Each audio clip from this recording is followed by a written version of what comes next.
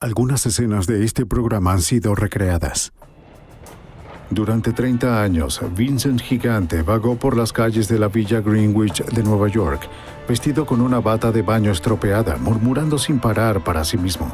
El FBI creía que él era el jefe de la organización mafiosa más poderosa de Nueva York, la familia Genovese. Gigante estaba loco o su comportamiento era un intento astuto para ocultar su posición como un despiadado jefe de la mafia. Esa pregunta tomaría años para responderla.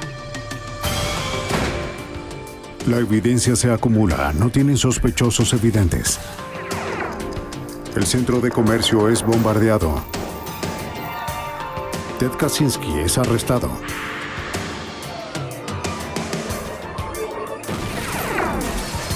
Fugitivo a un prófugo. Los archivos del FBI.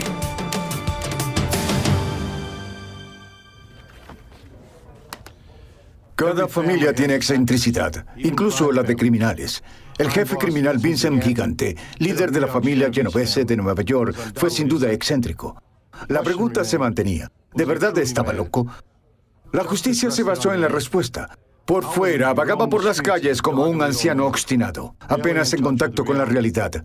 Pero a los ojos de la ley, era un conspirador astuto y responsable por asesinato. Soy James Carstrom, exdirector de la oficina del FBI en Nueva York.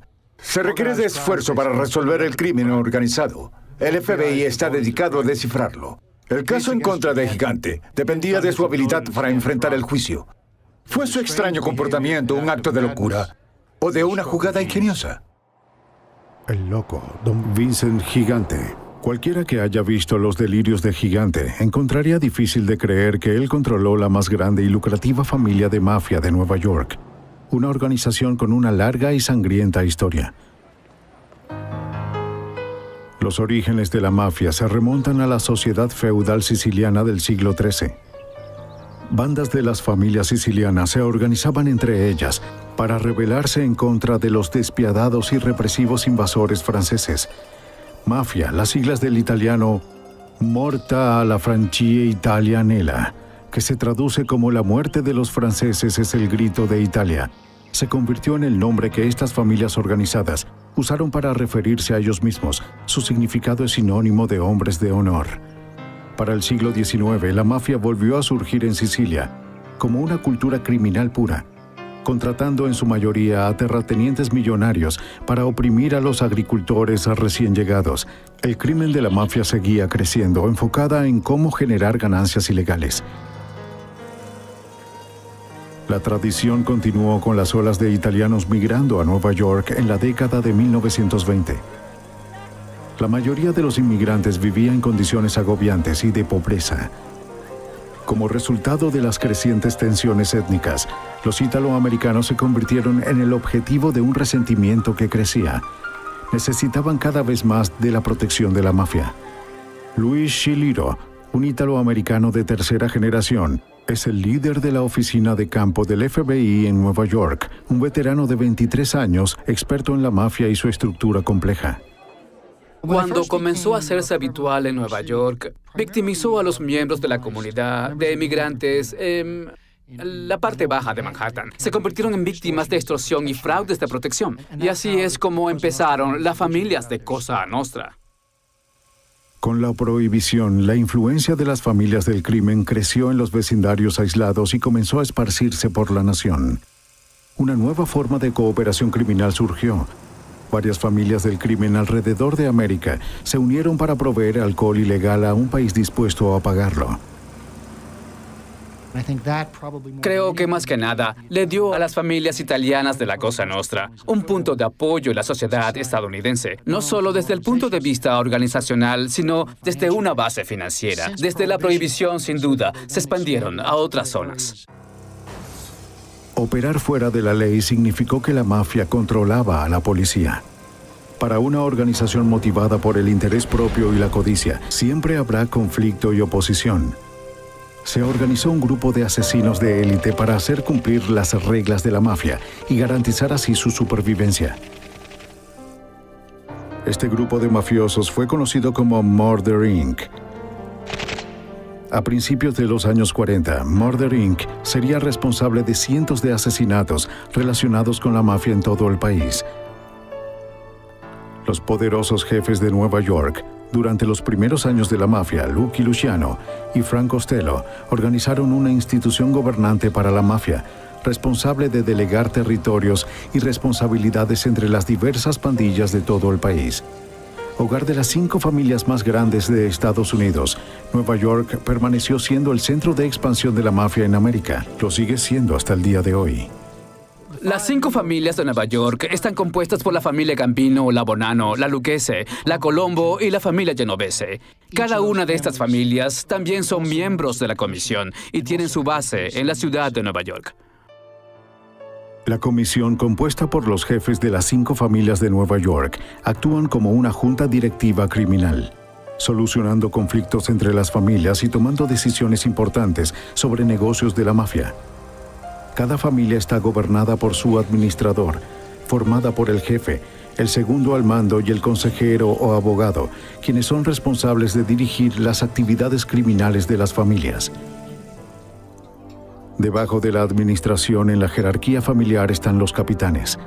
Los capitanes son los líderes de los equipos de los soldados, los hombres responsables de llevar a cabo las actividades criminales día a día.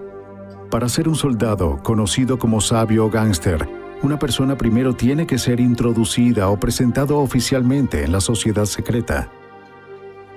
Debe obedecer a ciegas las reglas de la Cosa Nostra, en italiano nuestra mafia. Jurar poner primero a la familia que a todo lo demás. Si le piden que asesine, debe hacerlo sin cuestionarlo.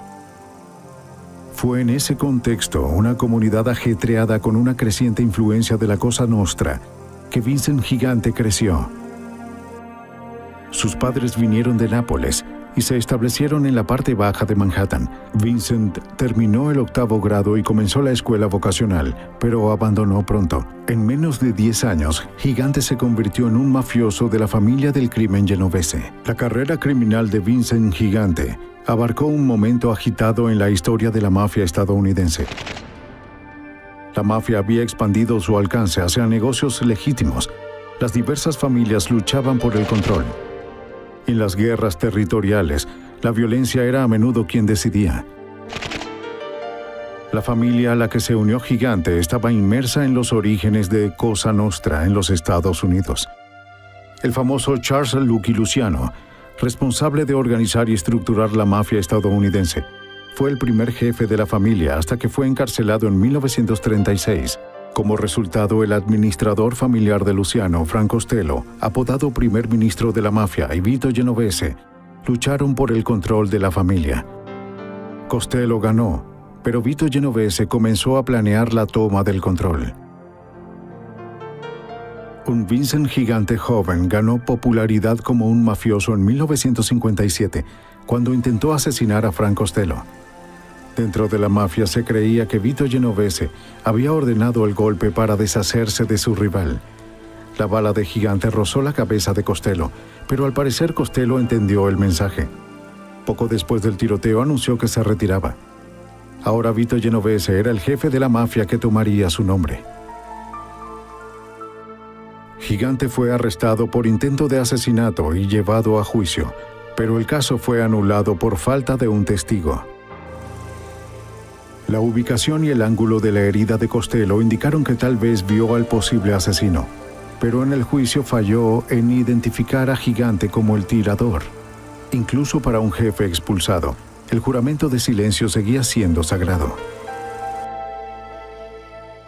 Gigante continuó haciendo dinero para la familia Genovese a través de empresas ilegales. 2 años después del fallido intento de asesinato, fue arrestado y condenado por violaciones de narcóticos. Recibió una sentencia de 7 años. Se espera que los mafiosos acusados cumplan su condena y permanezcan en silencio. Si Gigante cumplía su tiempo y mantenía la boca cerrada, sería recompensado después de su liberación. Ya quedaba de parte de Gigante descubrir cómo evitar futuros arrestos. Era un prisionero modelo, aseado, educado y dispuesto a aceptar cualquier trabajo. La cooperación de Gigante fue tan impresionante que algunos oficiales de prisión escribieron informes sorprendentes. Fue liberado temprano por buena conducta de la Penitenciaría Federal de Lewisburg cuando tenía 35 años. Gigante luego idearía un plan que evitaría su regreso a la prisión para siempre. No quería dejar su vida de mafioso o renunciar a su oportunidad de convertirse en jefe de la familia. Después de su liberación en 1964, el comportamiento público de Gigante comenzó a cambiar. Su presencia comenzó a notarse muy seguido en las calles de la villa Greenwich. Se podía encontrar a Gigante vagando por el vecindario, aparentando estar desorientado y mentalmente inestable. Poco después de salir de prisión, Gigante se enteró de una investigación policial sobre su asociación con mafiosos conocidos. En 1969 fue acusado de intentar sobornar a policías de Nueva Jersey. Al parecer les ofreció dinero a cambio de información sobre la vigilancia y las investigaciones en curso sobre la familia Genovese. Ahora, a casi 40 años de edad, su discapacidad mental regresó y se registró por primera vez en un hospital psiquiátrico.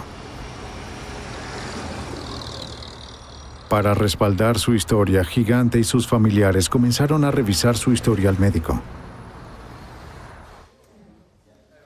Mientras Gigante estaba en Lewisburg, se le pidió a su madre que completara un historial familiar detallado.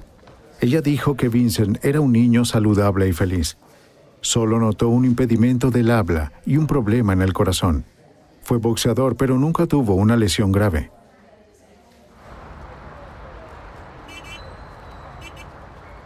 Sin embargo, en el momento de la acusación en 1969, los abogados de Gigante afirmaron que él no era capaz de enfrentar un juicio.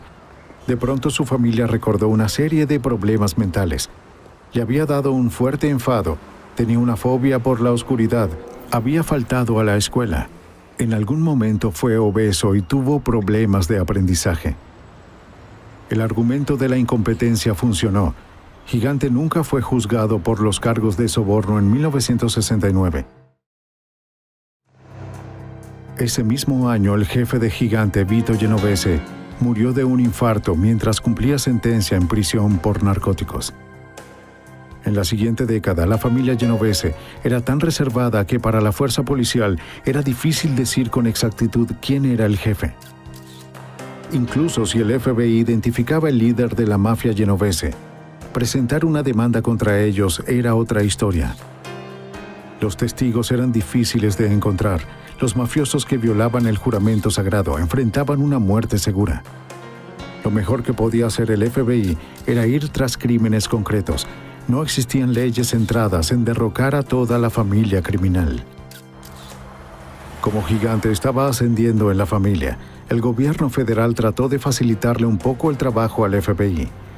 En 1970, el Congreso aprobó la Ley Federal contra la Extorsión Criminal y las Organizaciones Corruptas, mejor conocida como la Ley RICO. La ley contra el crimen organizado nos permite considerar a la familia como una empresa criminal y atacarla como un acto criminal.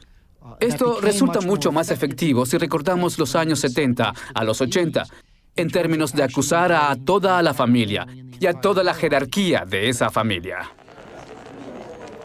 La ley RICO requiere que el gobierno demuestre que las familias mafiosas son en cierta forma empresas delictivas. Debe demostrar que los crímenes cometidos por el jefe y por los miembros de su familia están comprometidos a expandir la empresa delictiva o a aumentar la posición de un miembro de la familia dentro de esa empresa. Para acabar con éxito con una familia, el gobierno tiene que demostrar que se ha cometido cualquiera de los actos criminales que van desde el crimen organizado y la extorsión hasta el asesinato. Para el año 1979, equipados con la legislación federal dirigida al crimen organizado, el FBI designó equipos para centrar las investigaciones en las 5 familias principales. El escuadrón genovese del FBI se enteró de que Vincent Gigante estaba ascendiendo en la familia. El agente especial Richard Rudolph fue asignado para investigar a la familia mafiosa genovese. A través de los informantes y otras agencias policiales que intercambiaban información, descubrimos que el señor Gigante era una persona muy respetada en la familia criminal genovese, que operaba en la zona baja de Manhattan. por ser una persona que gozaba de mucho respeto dentro de la familia, comenzamos a vigilar al señor Gigante. Con el FBI construyendo su arsenal contra el crimen organizado, el juego del gato y el ratón de Gigante aumentó. Intensificó su espectáculo de trastorno mental. Finalizando los años 70 y comenzando los años 80, fue admitido 5 veces más para recibir un tratamiento psiquiátrico. El FBI siguió vigilando a Gigante. Los agentes se dieron cuenta de que frecuentaba el Club Triángulo Social, un lugar de reunión para las figuras criminales genovesas. Se le podría encontrar allí casi a diario. Él vivió en el vecindario. Se le podía encontrar allí en las tardes y en las primeras horas de la mañana. Y las personas iban a verlo en lugar de ir él a ver a otras personas. Aunque la asociación de Gigante con la familia genovese parecía segura para los investigadores, la familia y los médicos a menudo le decían a los investigadores que él no era tan conocido. Decían que todo su mundo estaba limitado al vecindario donde vivía y la iglesia a la que iba con su madre, que era poco funcional en casa y que no se podía cuidar por sí solo. Pero con cada día que pasaba, el FBI y la policía de Nueva York veían a un Vincent Gigante distinto. A principios de los años 80, la mafia en el noreste atravesó un momento muy agitado con muchos asesinatos. Conflictos internos dentro de la familia resultaron en una serie de asesinatos. El FBI sospechó que Gigante fue el responsable de estas ejecuciones, sobre todo aquellas destinadas al castigo por quebrar las reglas de Cosa Nostra. Gigante era conocido por ser un tradicionalista. Quería que se obedecieran las leyes y cuando se rompían, el castigo de seguro llegaría.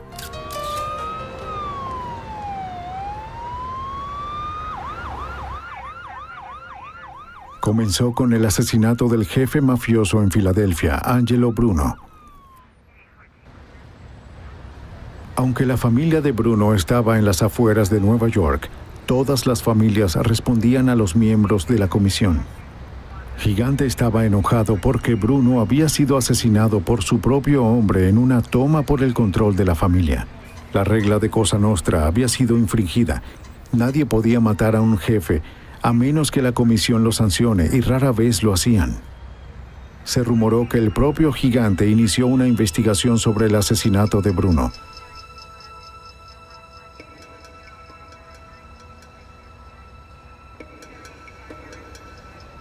El castigo fue rápido. En menos de un mes, fue hallado muerto Tony Bananas Campónigro, identificado como uno de los asesinos de Bruno. Le dispararon 15 veces y lo apuñalaron en la espalda. Metieron su cuerpo en un maletero y había billetes de $20 alrededor de él. Un mensaje claro de que fue asesinado por su ambición.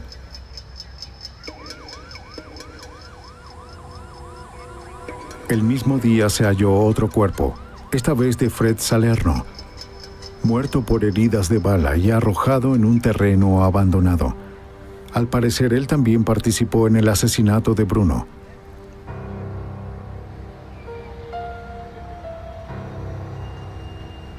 Phil Testa tomó el lugar de Angelo Bruno como jefe. Su reinado fue corto.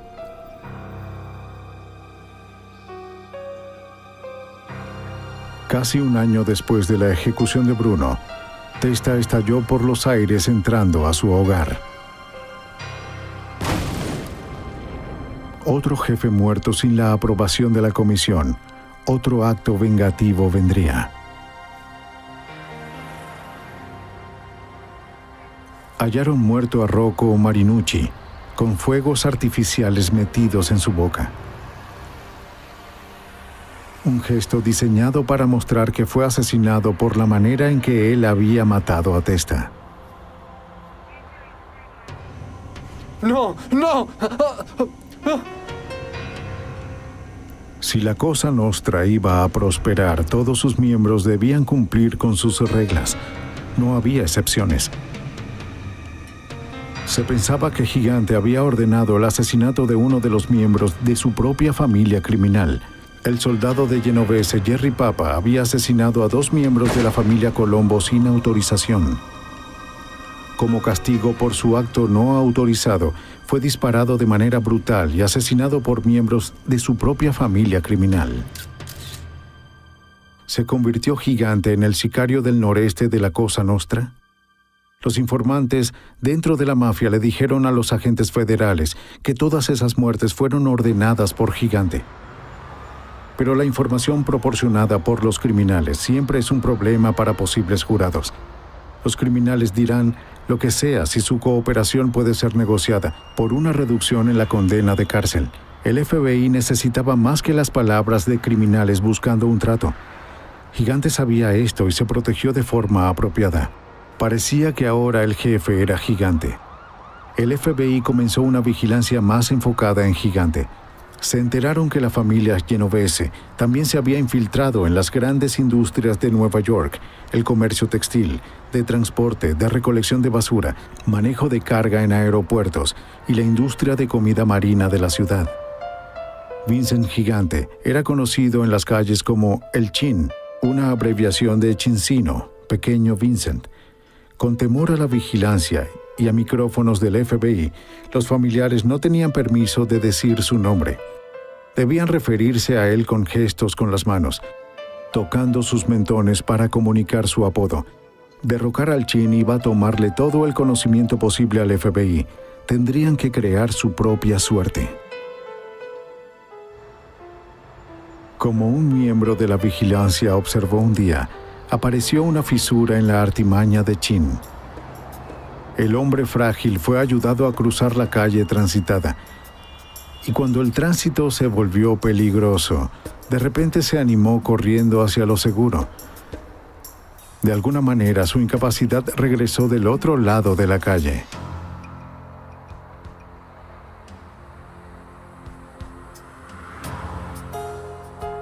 Estaba claro que había 2 gigantes, el afectado mentalmente expuesto al público y el jefe audaz de la administración genovese.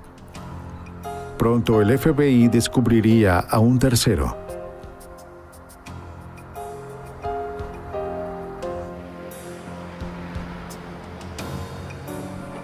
La ex esposa de Gigante y sus 5 hijos vivían en Nueva Jersey, mientras mantenía una relación con su antigua compañera Olympia Espósito.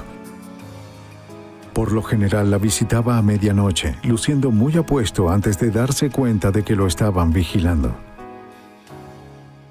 Nos enteramos de que a menudo visitaba una casa ubicada en la calle 77 al este de Manhattan, donde luego descubrimos que vivía con su amante, que era la mujer con la que ya había estado casado antes. En esta residencia estaba su segunda familia. Pronto el FBI supo de todas las salidas de Chin. Esto les dio una oportunidad a los equipos de vigilancia para observar a Gigante sin que él lo supiera. Se produjo un gran avance cuando el miembro de la unidad del crimen organizado de la policía de Nueva York, el detective Tom Bruno, fue capaz de tomar fotografías de algunas de las actividades de Gigante.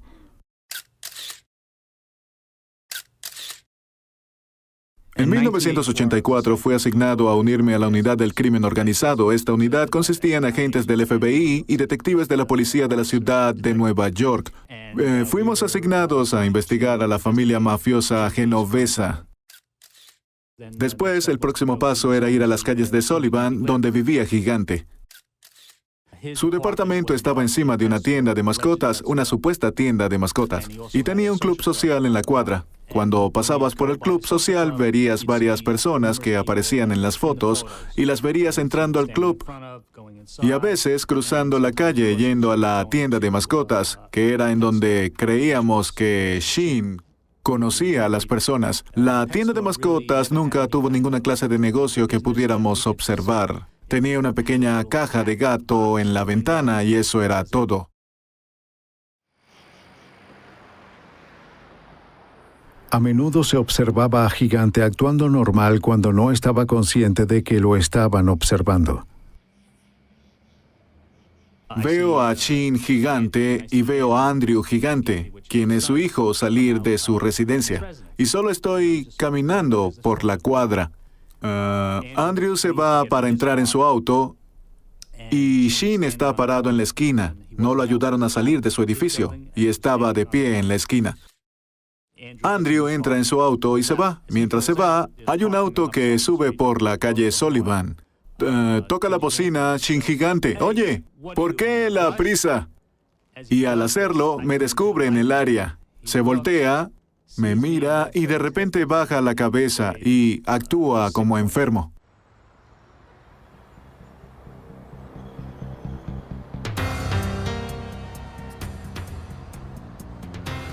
La vigilancia del detective Bruno produjo otro descubrimiento exitoso. El FBI logró alquilar un departamento cerca de la casa de la compañera de Gigante, la señora Espósito. Un agente saldría por la parte de atrás del departamento alquilado y se ubicaría a unos 15 metros de la casa de la señora Espósito. Desde allí, la señora Espósito y Gigante podían ser vistos de vez en cuando. Un agente observó a la pareja por 4 meses entre la medianoche y las 2 de la mañana. El asistente del abogado Andrew Weisman, quien luego tendría que probar la capacidad de Gigante de estar en un tribunal, fue complacido con las observaciones del agente. Y de repente, cuando estuvo dentro de un lugar donde no sabía que estaba siendo observado, hizo las cosas habituales que cualquiera de nosotros haría. De hecho, lo que era inusual en la vigilancia era que no había nada extraño en él. Era normal. Estaba hablando con la gente, estaba contando dinero. Nunca usó una bata de baño de mala calidad. En efecto, la única vez que se le vio en bata de baño, como era de esperar, fue cuando salía de la ducha, se ponía una bata de baño bonita de Brooks Brothers, que no se parecía en nada a la bata de baño que se ponía cuando estaba en la calle. Se hizo bastante obvio para las personas que realizaban la vigilancia que él estaba haciendo un gran esfuerzo para dar una apariencia que era falsa al público y que no era la forma en la que se comportaba en la vida real. Los investigadores continuaron observando el comportamiento extraño de Gigante. Pero las fotos son solo un enlace para demostrar la actividad delictiva. Los investigadores necesitaban pruebas sólidas para corroborar lo que sugerían las fotos, que en verdad Gigante era el jefe. Una conversación grabada entre los miembros genovese dio más pruebas a los investigadores de la posición de Gigante en la familia. En las cintas, miembros conocidos de genovese se quejaban de Chin. El asistente del abogado George Stambulidis revisó estas cintas para ayudar a armar un caso contra Gigante. A menudo está eligiendo a sus hombres, intentando siempre hacerle muchas preguntas, presionándolos o interrogándolos sobre en qué estaban involucrados. Siempre está buscando obtener dinero de ellos o dinero de alguno de los proyectos y cómo lo consiguió. Y cuánto dinero haría de las apuestas en el Club Social Triángulo y cosas así. Mientras Gigante gestionaba con detenimiento los asuntos internos de su familia, los periódicos comenzaron a llamarlo Odd Father. Se registraba una vez al año en un hospital, a lo que sus colegas de la mafia se referían de forma sarcástica como ajustes, para que tuviera un registro que probara que tenía algo o daba la impresión de que tenía algún problema mental. Y con la ayuda de las personas que lo rodeaban y de sus familiares, pudo desarrollar este papel dando la impresión a cualquiera que revisara los registros médicos de que aquí hay alguien que año tras año estaba siendo tratado por alguna clase de enfermedad mental. Gigante sabía cómo protegerse, tanto pública como privadamente.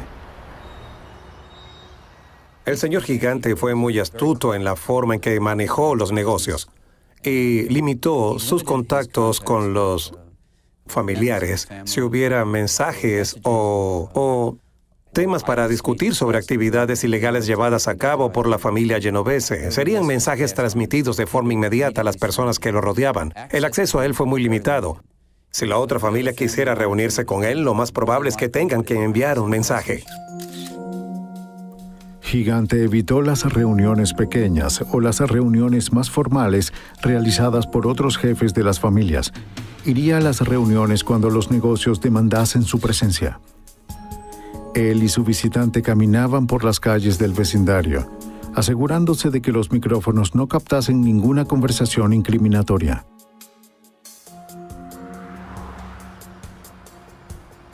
El siempre cuidadoso Gigante también sospechaba que el teléfono de la señora Espósito estaba intervenido, y lo estaba. Nunca habló de negocios por teléfono.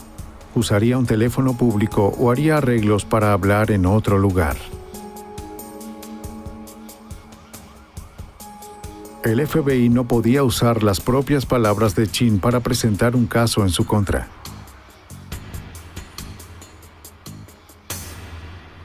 Otros mafiosos no eran tan inteligentes. Las sofisticadas operaciones de espionaje permitían al FBI registrar una gran cantidad de otros negocios de la familia en la cinta. A principios de 1985, el Departamento de Justicia estaba atacando a varias figuras de alto nivel del crimen organizado. La mayoría fueron acusados bajo la ley RICO. Aunque RICO había existido desde principios de los años 70, ahora es que se recibía su primera prueba real. Dos de los hombres de Gigante habían entendido que pronto los jefes de las familias Gambino y Lucchese serían arrestados. Se preguntaban si Chin era vulnerable. Uno comentó que si lo arrestan, todos esos años en el manicomio serían en vano. El 19 de febrero, varios jefes mafiosos fueron arrestados. Al día siguiente, Vincent Gigante ingresó en el hospital y permaneció una semana. Evitó con éxito la acusación contra los jefes de Nueva York. Entre los arrestados estaba Paul Castellano, líder de la familia mafiosa Gambino. Los fiscales nunca lo llevaron a juicio. Fue asesinado antes de que tuvieran la oportunidad. Según los estándares de la Cosa Nostra, los asesinatos no aprobados por el jefe de los Gambino, Paul Castellano, y su segundo al mando, Tony Bilotti, eran imperdonables. Aunque John Gotti, un capitán de la familia Gambino, actuó conmocionado por la muerte de Castellano, se pensaba que él fue el responsable. A las 2 semanas de los asesinatos, Gotti había asumido en público el cargo de jefe. Vincent Gigante emitió una advertencia sutil a Gotti. Sin mencionar nombres, le dijo a Gotti que el asesino tendría que pagar. Le tomó 2 años, pero en 1987, Gigante actuó para vengar el asesinato de su amigo y compañero en el negocio de la mafia. A través de su consejero Bobby Manna y algunos miembros de la familia Lucchese, Gigante conspiró para matar a Gotti. La reunión de planificación fue interceptada en un restaurante de Nueva Jersey, y debido a esto, el FBI salvó la vida de John Gotti. Si los agentes interceptaban información de un plan de asesinato, la ley les exige que intenten evitar el asesinato. Entonces, según la cinta, los agentes advirtieron a Gotti. Siguiendo la advertencia del FBI, John Gotti cambió sus planes el día del asesinato. Como no estuvo donde lo esperaban, el plan de asesinarlo falló. Sin embargo, Gigante no se dio por vencido. Le pidió a Vic Amuso, jefe interno de la familia Lucchese, que supervisara otro golpe. Dependía de Amuso y sus hombres resolver los detalles. Esa idea fue para que Amuso se pusiera en contacto con Aldearco, uno de sus hombres de más confianza, así como Manna fue de los hombres de confianza de Gigante, y que De Arco use sus contactos en otras partes del país para adquirir una bomba a control remoto. Pero Gotti fue arrestado y encarcelado antes de que el segundo complot se llevase a cabo. Murió de cáncer cumpliendo una cadena perpetua por extorsión y amenazas de violencia, más el asesinato, incluyendo el de Castellano. Mientras tanto, el FBI tenía a los hombres de Chin grabados conspirando el asesinato. A medida que continuaba la investigación del FBI sobre las operaciones de la familia Genovese, se reveló información sobre un proyecto de construcción. Se enteraron de que durante años, gran parte de los ingresos de la familia Genovese provenían de una parte de la industria de la construcción, el negocio de las ventanas. La familia había logrado mantener su control en trabajos de reemplazo de ventanas para todos los proyectos de vivienda pública en la ciudad de Nueva York. En ese momento, nos enteramos de que se estaba invirtiendo una cantidad enorme de dinero en la restauración del Departamento de Vivienda de la ciudad de Nueva York, en el arreglo y en la restauración de algunas de las ventanas. Y el tiempo para esto fue ideal para que las personas del crimen organizado se volvieran más activas en él. Lo que aprendimos fue que la familia Genovese, junto con otras 2 o 3 familias, se estaban involucrando en compañías que estaban subastando e instalando las ventanas en alguno de estos proyectos. A finales de 1970 hasta finales de 1980, la ciudad de Nueva York otorgó alrededor de $190 millones en contratos para la industria de reemplazo de ventanas. Era el típico asunto de la mafia y un ejemplo perfecto del crimen organizado. La mafia se apoderó de una industria excluyendo negocios legítimos. Los funcionarios del sindicato estaban corruptos, en este caso el local de herrería 580. Las ofertas se manipularon y las compañías o los trabajadores que intentaban cumplir las reglas perdieron. Durante años, las familias Lucchese y Genovese operaron sus proyectos de construcción de forma autónoma. A principios de los años 80 se dieron cuenta de que una asociación sería mucho más beneficiosa. Para ese entonces, la familia Lucchese tenía un control fuerte del local 580 y la familia Genovese había corrompido a varios contratistas. Cooperaron porque significaba más negocios. Al utilizar el local 580 como un medio, pudieron excluir a varios contratistas de la entrada y licitación de alguno de estos proyectos. Y en esencia, creó como un monopolio para ellos mismos. En casi todos los trabajos del Departamento de Vivienda de la ciudad y en gran parte de la construcción nueva de la ciudad, los contratistas e instaladores Genovese pagaron $2 por una ventana, $1 para la familia Lucchese, 25 centavos para el recaudador y 75 centavos para el jefe, por la importancia de la familia en el manejo del sindicato. El otro $1 fue para los funcionarios corruptos del sindicato que ignoraban los sucesos, mientras los trabajos pasaban a los trabajadores no sindicalizados. El no cooperar conllevaba una pena de violencia. A finales de los años 80, un delegado sindicalista de carpintería tuvo sus 2 piernas rotas por hombres de Genovese por negarse a cooperar, aunque sostuvo que no pudo ver bien a sus atacantes. Y en 1992, un delegado del local 580 recibió un disparo y murió cuando salía de su casa en Long Island, debido a un desacuerdo con sus contratos con la Cosa Nostra. El acuerdo entre las familias Lucchese y Genovese funcionaba muy bien. Eso fue hasta que Peter Savino fue persuadido de usar un micrófono. Savino era un soldado genovese y un hombre clave para el negocio de las ventanas. Construimos un caso sobre él, un caso de asesinato, y fue lo suficientemente convincente que se percató cómo muchas de estas personas que no querían morir en la cárcel. Entonces, ¿qué hizo? Decidió cooperar y durante un periodo de 18 meses se hicieron grabaciones en cinta de personas de la familia Genovese y personas de la familia Lucchese que operan en este plan.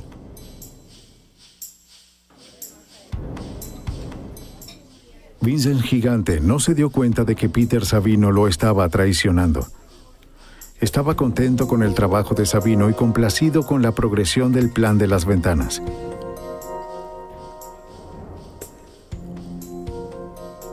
Savino mantuvo un registro del dinero, manejó los contratos, supervisó las ofertas, arregló los pagos.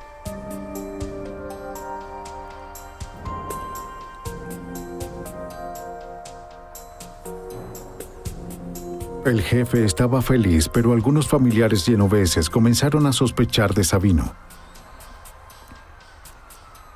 Cuando se encontraron cuerpos en el sótano de uno de los edificios que le pertenecía, miembros genoveses se sorprendieron de que nunca fuera investigado por la policía.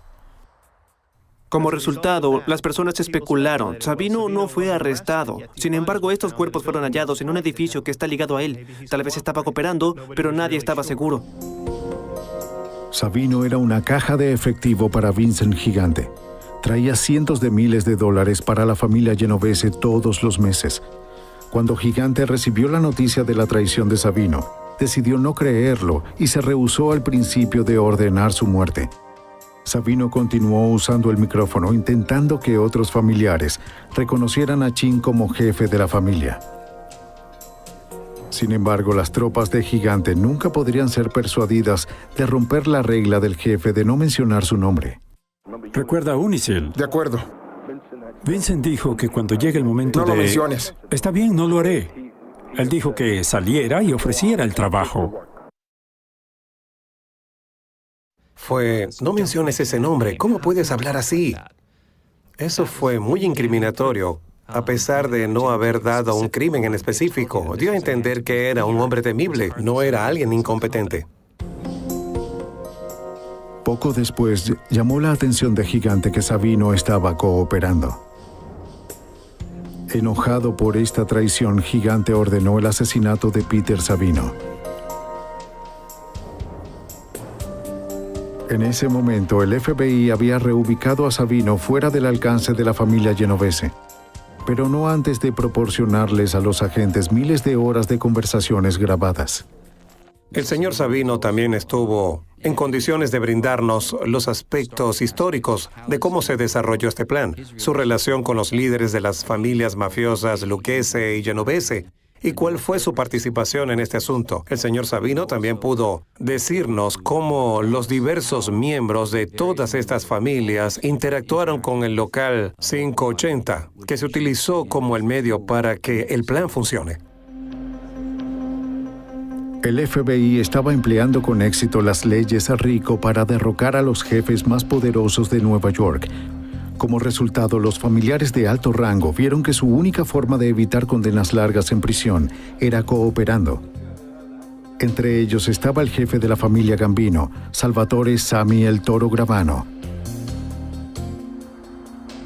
Al fin, Gigante fue arrestado y acusado bajo las leyes de RICO por ordenar el asesinato de 6 personas, conspirar para matar a otros 3 y al menos 24 cargos de crimen organizado. En resumen, Gigante fue acusado de ser el jefe mafioso de la familia Genovese. Pero Gigante tenía para recurrir a su historia de enfermedad mental. El señor Gigante fue acusado de manera formal en mayo de 1990.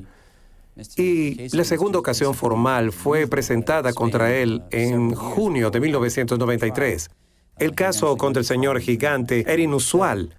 Fue a juicio en junio de 1997. El problema era que los tribunales tenían el asunto de si estaba apto para enfrentar juicio o no. Ese asunto se resolvió al fin en 1996. 7 años después de su arresto, un jefe del Distrito Federal declaró a Vincent Gigante apto para enfrentar un juicio. Vincent el Chin Gigante tenía 69 años cuando un jurado lo condenó por conspirar para matar a 3 personas de la mafia, incluyendo a Gotti y a Sabino. También fue declarado culpable de conspirar por extorsión y pago de sindicatos en el proyecto de reemplazo de ventanas. Pero los miembros del jurado fallaron en condenarlo por los cargos de ordenar de forma directa 6 asesinatos. Ahora que Gigante fue condenado, sus abogados defensores argumentaron que no estaba apto para ser sentenciado. Afirmaron que era demasiado viejo, demasiado frágil y mentalmente incompetente para entender el castigo. Mientras esperaba la sentencia, Gigante fue confinado a un hospital de la prisión y examinado por varios médicos. Gigante recibió varios análisis TEP, un procedimiento que usa un marcador radioactivo para medir la química cerebral. Un análisis de 1991 con resultados normales se descubrió luego de que era muy defectuoso para usarla en el diagnóstico. Un análisis en 1993 mostró algunas anormalidades. Pero al menos un experto, el Dr. Jonathan Brody, juzgó estas anormalidades como no consistentes con la demencia. El Dr. Brody es un psiquiatra asistente en el Hospital Bellevue de Nueva York. También conduce investigaciones sobre esquizofrenia. Para el momento del análisis, el señor Gigante tomaba medicamentos que afectan el cerebro. Y porque lo afecta la química del cerebro. Y la química del cerebro es de lo que se trata un análisis TEP. Gigante estaba tomando un medicamento antipsicótico, un antidepresivo, un tranquilizante suave y pastillas para dormir. Por lo tanto, el Dr. Brody se mostró escéptico sobre el análisis TEP, pero aún tenía que examinar al paciente.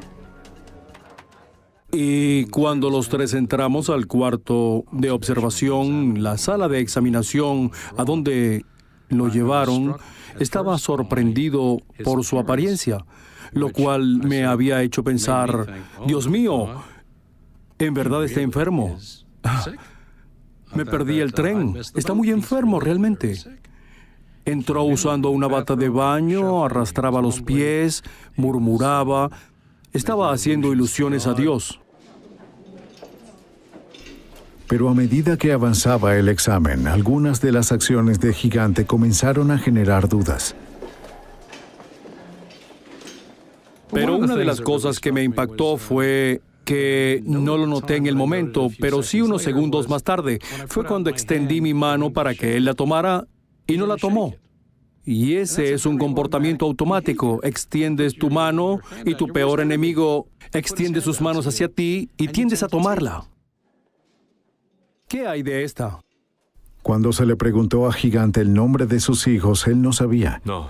Cuando se le preguntó dónde vivía, él no sabía. Y aún así, estas son cosas que las personas tienden a no olvidar. El cerebro y la demencia tienden a trabajar el proceso de contabilizar. El último sale primero. Así la memoria reciente se pierde y por eso las personas dementes a menudo recuerdan muy bien eventos de hace mucho tiempo, incluso si no pueden recordar los eventos recientes.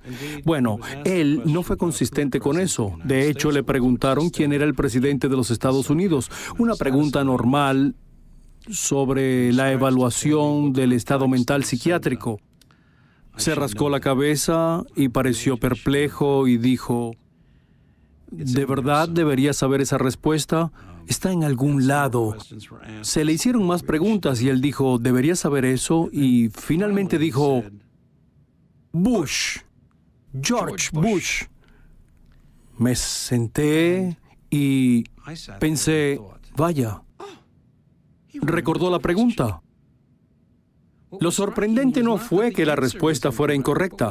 Lo sorprendente fue que recordó la pregunta a pesar de todas las demás. Y hubo otras señales de alarma. Parecía entender conceptos abstractos. El Dr. Brody le preguntó a Gigante si estaba orgulloso de sus hijos. El orgullo es una noción abstracta. Y su respuesta fue, sí, todos están trabajando. Trabajos legítimos. Legitimidad, bueno, eso ni siquiera era una pregunta. Legítimo significa otra cosa que pudo abstraer de la pregunta. Alguna referencia con respecto a la pregunta en sí misma. Y la conciencia de una distinción entre legitimidad e ilegitimidad. Y teníamos a un hombre que no sabía qué mes era. Ni siquiera sabía si estaba en un hospital. No.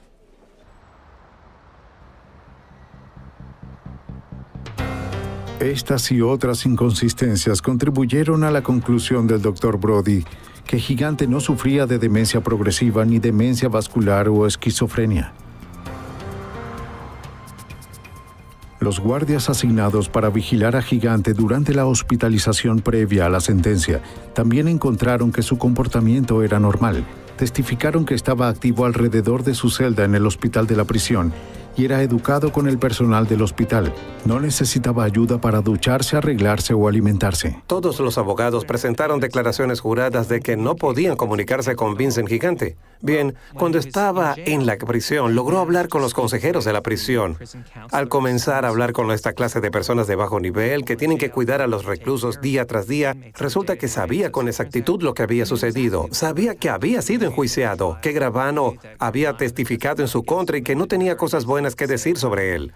Sabía que su sentencia se acercaba. ¿Y cuál era el problema ante el juez Weinstein en cuanto a que decidiera que era apto para ser sentenciado? Estaba en completo desacuerdo con lo que sus abogados le decían al juez Weinstein.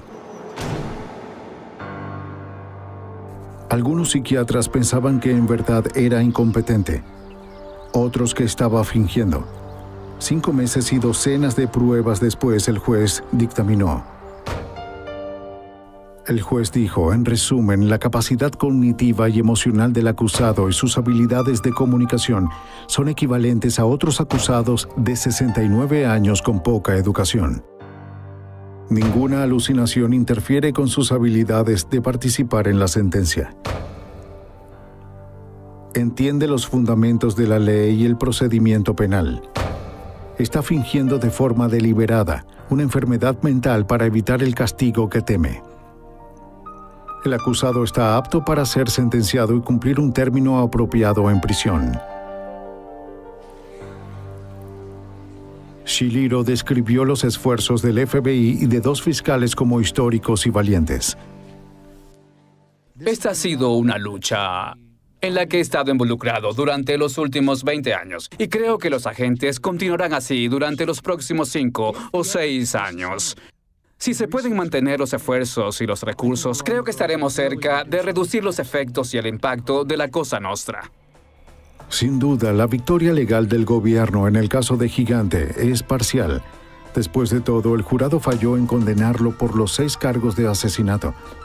Fue sentenciado en un principio a 12 años. En 2003 se declaró culpable por obstrucción a la ley y se ganó 3 años más. Al final en la corte admitió que había fingido demencia todo ese tiempo.